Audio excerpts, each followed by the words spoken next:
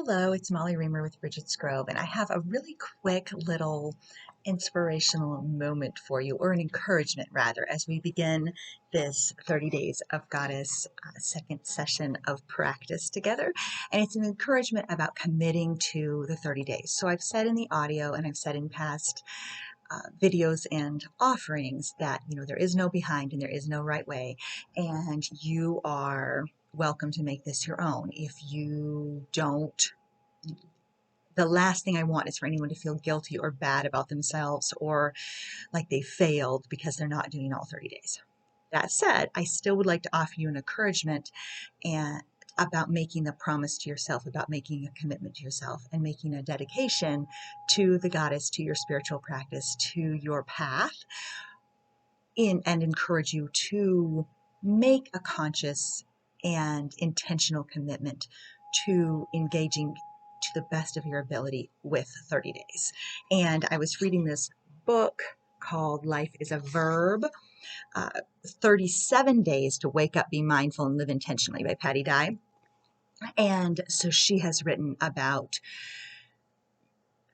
she's speaking of her father-in-law who was diagnosed with a serious illness and then died only 37 days later. And so she uses that as kind of inspiration to draw upon, like, what if you only had 37 days left? How would you use that? So that's where the 37 days comes from. So I'm going to adapt what she's saying to speak to a 30-day process instead. But what she asks you to consider is, like, what are you doing?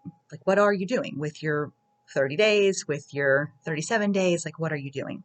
Alfred Adler said we should trust only movement. Life happens at the level of events, not words.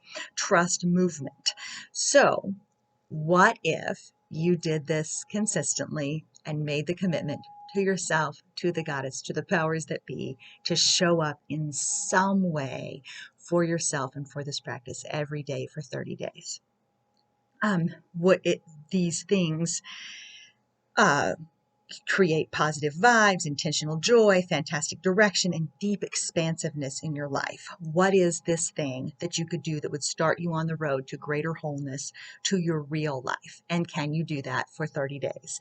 Because, as writer Annie Dillard reminds us, and I've quoted this passage in other classes as well, how we spend our days is how we spend our lives. So if you're wanting to cultivate devotion in your life, if you're wanting to cultivate spiritual development in your life, if you're wanting to cultivate a relationship with the goddess in your life, then why not now? Why not 30 days? Why not participate?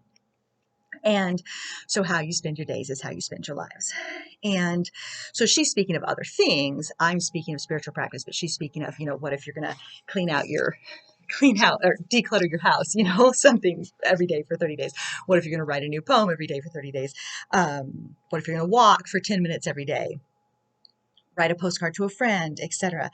So whatever it is, make sure it's small enough, and I've spoken of this in the audio, make sure it's small enough and doable enough to actually fit into your life. So if you say, I'm going to, compose a new opera every day for 30 days, or I'm going to perform a 3-hour ritual every day for 30 days, you won't do that. It has to be small enough and reasonable enough to fit into your real life. But then the commitment is there, then do it.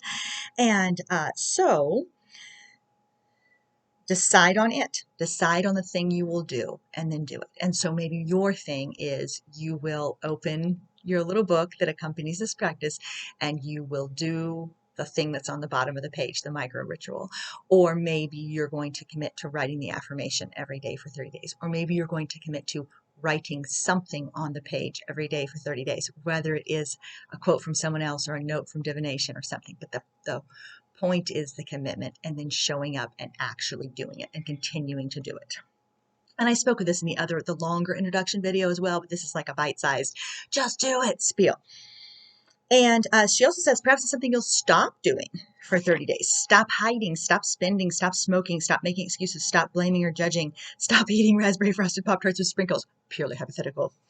And so narrow this focus to this one small thing and then just do it for the 30 days, starting today, not next Tuesday, not after you finish the apples dipped in hot caramel sauce, not after your trip to Albuquerque, not after you finish alphabetizing the canned goods in the root cellar or sharpening your grapefruit spoons, but right now. Go ahead, deepen, change, inhabit your life fully. for the next 30 days. Then start again. Every day is day one, a gift. And then she also says, why are we so willing to disappoint ourselves by not following through on such an easy commitment or such a small commitment? And I would say it's because, in many ways, it's because maybe it doesn't feel big enough, so it's easy to let it go. And maybe sometimes there's something deeper there. Maybe you don't feel like you're worth it. Maybe you feel like it's silly, or other people's needs matter more than your own, or maybe it's not real, or maybe you don't get enough back from it. Maybe you don't have the blinding flash of insight that you're waiting for. Maybe you don't have the streaming inspiration and you don't write sparkling words of staggering genius. And so it feels almost like too small. Maybe you don't feel like enough. Maybe you're afraid you're too much. There's all kinds of things that can be going on. So deepen, change, inhabit your life fully for the next 30 days. And then she has her little tips, and they sound good to me. They work well. So say yes, be generous, speak up, love more, trust yourself, and slow down.